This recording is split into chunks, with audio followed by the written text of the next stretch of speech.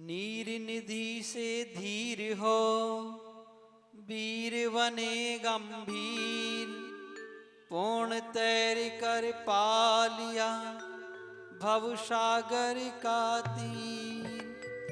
अधीर हो मुझ धीर दो, सहन करूं सब पीर। चीर चीर कर चिर लखूं अंतः की तस्वीर, अंतः की तस्वीर।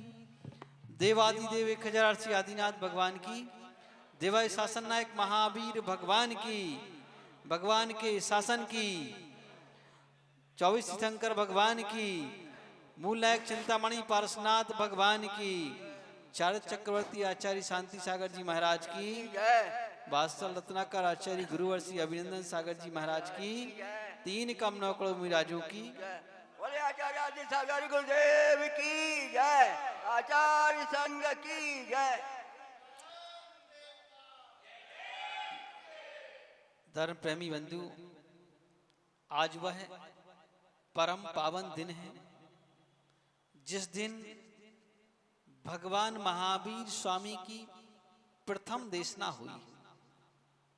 और इस प्रथम देशना में भगवान महावीर स्वामी ने मानव को जीवन जीने की कला सिखाई कि आखिर हमें अपना जीवन कैसे जीना है। हम देखते हैं कुछ लोग रोते रोते जन्म लेते हैं, रोते रोते जीते हैं और रोते रोते मर जाते हैं। कुछ लोग हंसते हंसते जन्म लेते हैं लेकिन रोते रोते चले जाते हैं। कुछ लोग हंसते हंसते जन्म लेते हैं, हंसते हंसते जीते हैं और हंसते हंसते अलविदा करते हैं। तो बंधु, हमें अपना जीवन कैसे जीना है? ये पंचम काल है, हर व्यक्ति रोते रोते जन्म लेता है। ना रोए तो डॉक्टर कहते हैं इसका दिमाग गड़बड़ है भाई। लेकिन चतुर्थ काल में रोते रोते जन्म नहीं होता। तीर्थंकर भगवान कभी रोते रोते जन्म नहीं लेते। वह जन्म भी हंसते हंसते लेते हैं, जीते भी हंसते हंसते हैं और अलविदा भी हंसते हंसते करते हैं। तो इसलिए हमें भी वह कला सिखाई गई है कि हम भी अपना जीवन कैसे जिए। जिंदगी में समस्याएं होंगी, निश्चित होंगी, परेशानियां होंगी, इसमें कोई संदेह नहीं।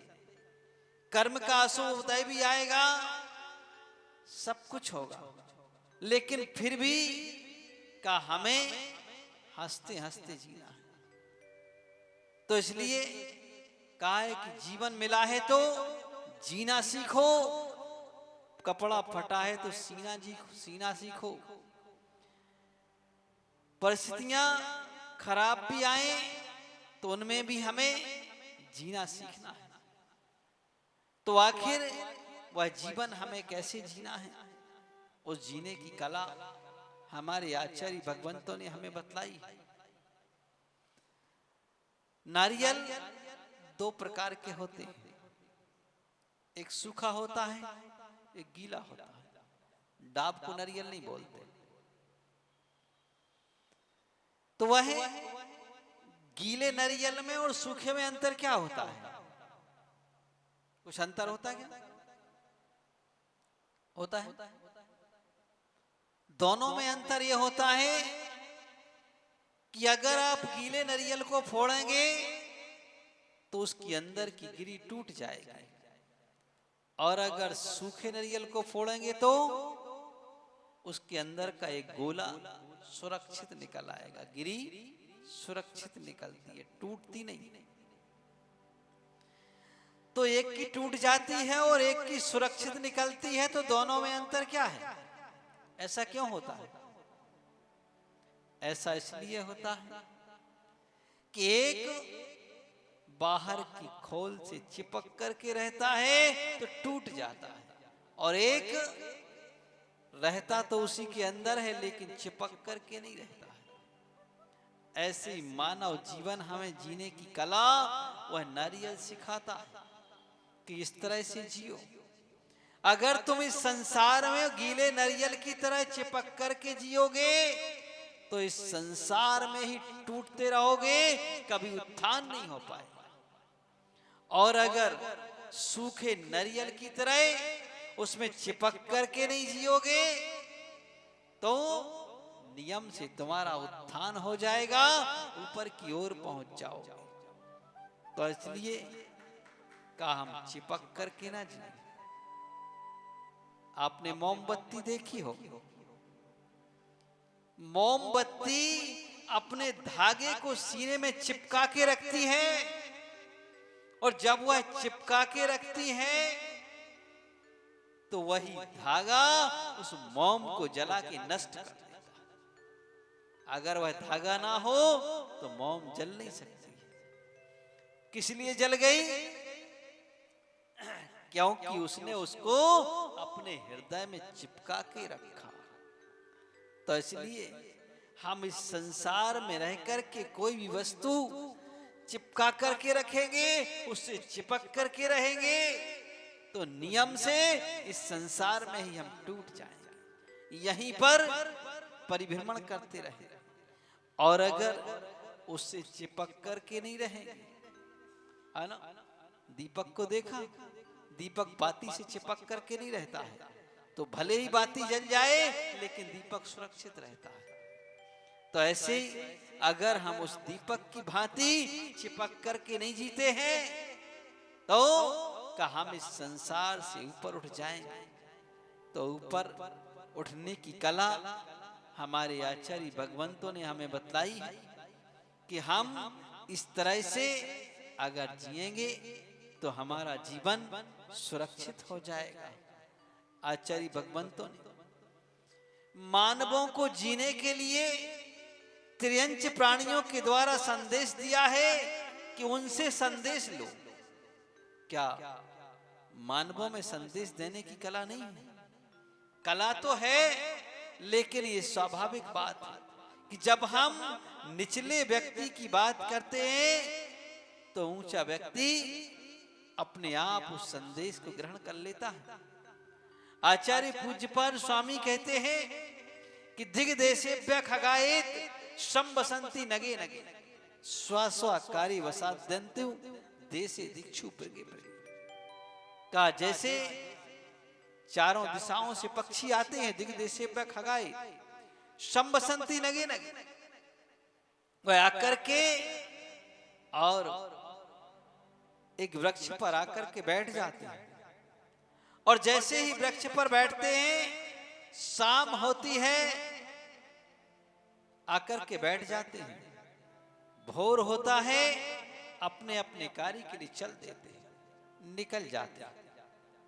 तो ऐसे ही काय पक्षी की तरह हमें भी जीवन जीना है। वह पक्षी जिस वृक्ष पर बैठा था, अगर वह वृक्ष टूट जाए, आग लग जाए, लेकिन उसको कोई दुख नहीं होता है, आकर के पड़ोस के वृक्ष बैठ जाता है, उसको कोई परेशानी नहीं।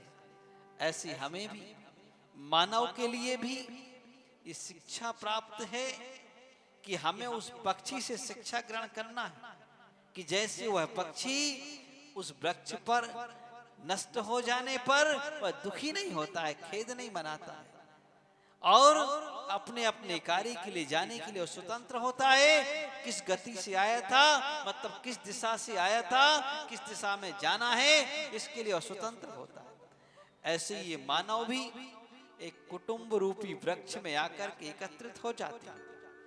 चार प्राणी आते हैं, अलग अलग गतियों से आते हैं, अलग अलग आकर के बैठ जाते हैं, और बैठ करके हम एक साथ अपना जीवन यापन करते हैं।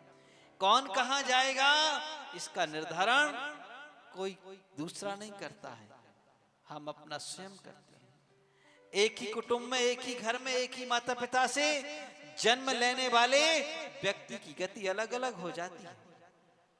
माता पिता एक ही हैं, एक स्वर्ग चला जाता है, एक मोक्ष चला जाता है, एक नरक चला जाता है। कौन है? रत्नश्रवा से 3 पुत्रों ने जन्म लिया। एक रावण नरक चला गया, एक विभीषण स्वर्ग चला गया, एक कुंभकर्ण शुद्ध परमेष्ठी हो गया, मोक्ष। माता पिता एक ही थे, जन्म एक ही माता पिता से लिया, एक ही घर में रहे, एक ही घर में पालन पोषण हुआ, सब एक साथ रहे। तो कहा हर व्यक्ति के लिए मार्ग अलग अलग खुला हुआ है, घर एक ही होता है, सबकी गति अलग अलग हो जाती है। तो इसलिए हमें भी ये बात जानना है कि हमें जीवन कैसे जीना है। हमें जीवन भगवान महावीर स्वामी की तरह जीना है। अगर हम भगवान अपना महावीर स्वामी की तरह जीवन नहीं जी सकते तो का कोई बात नहीं। भगवान महावीर स्वामी ने कीचड़ में पैर ही नहीं रखा, संसार ही नहीं बसाया। अगर हम अपना जीवन भगवान महावीर स्वामी की तरह नहीं जी सकते तो का कोई बात नहीं, नेमिनाथ स्वामी की तरह जी लें। नेमिनाथ स्वामी ने कदम तो बढ़ाया लेकिन जमीन पर नहीं रखा, वापस ले आए। कोई बात नहीं, तुम कहोगे वो भगवान हैं, उनकी तरह हम अपना जीवन नहीं जी सकते तो कहा कोई बात नहीं, उनकी तरह भी नहीं जी सकते हो तो जम्बू स्वामी की तरह जी ले। अगर जम्बू स्वामी ने कदम तो रखा लेकिन पैर में कीचड़ ही लगने दी और चल दिया, तो उनकी तरह जी ले। अगर उनकी तरह नहीं जी सकते हो तो मैं कहता हूं कि भगवान आदिनाथ स्वामी की तरह, भगवान राम की तरह जीवन जी ले तो ठीक रहेगा। लेकिन इतना ध्यान रखना कि रावण की तरह जीवन कभी मत जीना। तो हमें ये शिक्षा दी हुई है कि हम अपना जीवन भगवान आदिनाथ स्वामी की तरह जी लें तो भी हम श्रेष्ठ हैं। मतलब कि गृहस्थी भी बसा ली, संसार का सब कार्य भी कर लिया और मोक्ष मार्ग भी प्रशस्त कर लिया। भगवान राम की तरह अपना जीवन जी लें, सब कुछ राज्य भी करके राज का परित्याग भी कर दिया। तो इस तरह हमें भगवान ने ये जीवन जीने की कला बतलाई है कि हम अपना जीवन इस तरह से जिए। और अगर इस तरह से हम अपना जीवन जीते हैं तो का हम एक दिन उत्थान को प्राप्त हो जाते हैं।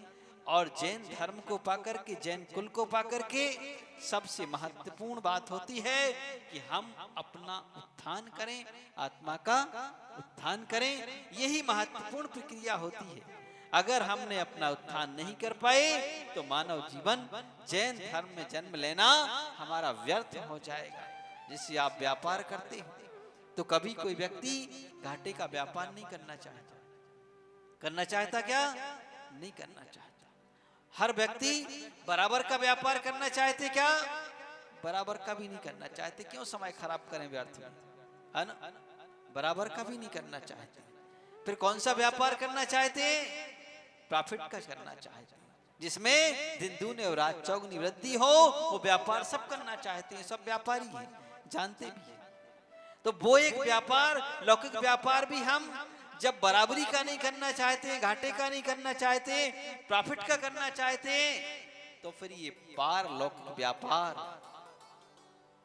पारलौकिक व्यापार हम घाटे का क्यों करें? अगर हम घाटे का व्यापार करते हैं, जानते हो, अगर हम अपनी इस आत्मा को नरक और त्रियंच गति में भिजा दें तो ये घाटे का व्यापार हो जाएगा। मनुष्य मनुष्य बन गए तो बराबरी का व्यापार हो जाएगा। और अगर स्वर्ग चले गए तो प्रॉफिट का व्यापार हो जाएगा। और अगर मोक्ष मार्ग प्रशस्त कर लिया तो रत्नों का व्यापार माला माल हो जाओगे। कौन सा व्यापार हम करना चाहते हैं ये हमारे ऊपर है। तो हम जौहरी बन रत्नों का व्यापार करें। और यहाँ उन रत्न, अचेतन रत्नों की बात नहीं चल रही, हीरे जवाहरात की बात नहीं चल रही। वो तो पत्थर हैं, कंकड़ हैं, इससे अलावा कुछ भी नहीं। यहाँ पर चेतन रत्नों की बात चल रही है कि हम उस चेतन रत्नों का व्यापार करें, चेतन रत्नों के जौहरी बने। जिस रत्नों को एक बार पा लेते हैं तो जीवन नहीं, अनंत काल के लिए हमेशा माला माल रहती है। तो ऐसे उन रत्नों के व्यापारी बने यही भगवान महावीर स्वामी का उपदेश है कि सम्यक दर्शन, सम्यक ज्ञान, सम्यक चरित्र रूपी रत्नों को हम प्राप्त करें। इन्हीं रत्नों का हम पाने के लिए हम अपनी विभाव प्रणति को छोड़ने का पुरुषार्थ करें। हम अपनी विभाव प्रणति को छोड़ेंगे, स्वभाव प्रणति में अपने आप प्रवृत्ति होगी और दूसरा कोई उपाय नहीं। दूसरा कोई उपाय नहीं। आप सोचो कि हम दूसरा कोई उपाय अपना करके हम कुछ पालेंगे, कुछ नहीं पा पाओगे। मात्र एकमात्र है उपाय। तो देखिए, हम भगवान बनने के लिए कोई बहुत बड़ा काम नहीं करना पड़ता है, बहुत छोटा सा, सबसे छोटा काम है भगवान बनना। क्या है? सबसे छोटा काम। और सबसे कठिन काम है संसार के दुखों का बोझ उठाना। तो सबसे बड़ा काम तो हम अनादिकाल से कर रहे हैं और करते आए। और सबसे छोटा काम संसार के का दुखों से निवृत्ति पाना, भगवान बनना सबसे छोटा काम। आप कहेंगे वो कैसे?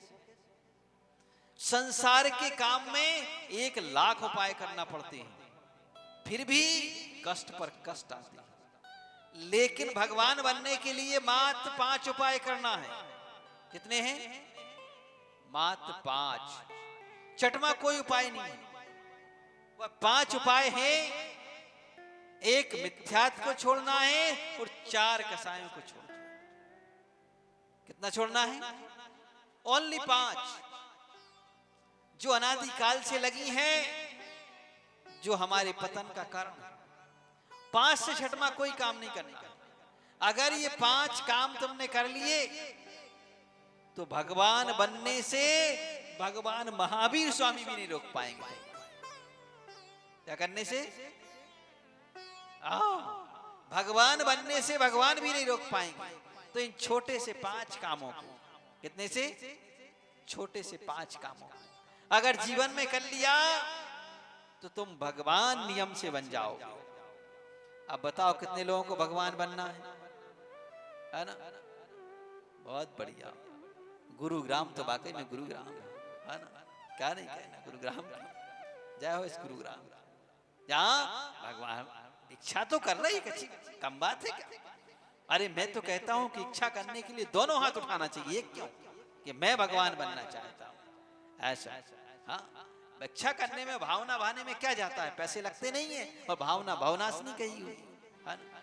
हाँ, कल एक महाशय जी आए थे, बड़े बुजुर्ग थे, कहने लगे लोग दान करते हैं, त्याग की बात करते हैं और कसाय आदि को छुड़ाने की बात नहीं करते हैं।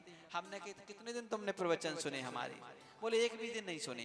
तो हमने कहा को फालतू में समय खराब करने के लिए गेट के बाहर जाओ, प्रवचन सभा में आना। हम क्या बोलते हैं? हाँ, हमारा समय क्यों खराब कर रहे तुम फालतू में? हमारे पास इतना वक्त नहीं है, हम बहुत कम वक्त है ना? हाँ, मेरे पास बहुत कम वक्त है।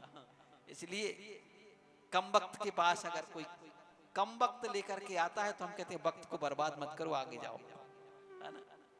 इसलिए हम भगवान महावीर स्वामी की इस देशना को जो आज से प्रारंभ हुई है, अब इधर भगवान महावीर स्वामी की दिव्य वाणी की वर्षा हो और बाहर पानी की वर्षा हो। तो ऐसे चातुर्मास में हम दोनों वर्षाओं का आनंद लें और समय समय पर आकर के उसका आनंद लेते रहें। इसी तरह से तो हम आनंद विभोर होते रहेंगे और जीवन जीने की कला भी जान लेंगे। इन्हीं भावनाओं के साथ बोलिए देवादिदेव 1008 महावीर भगवान की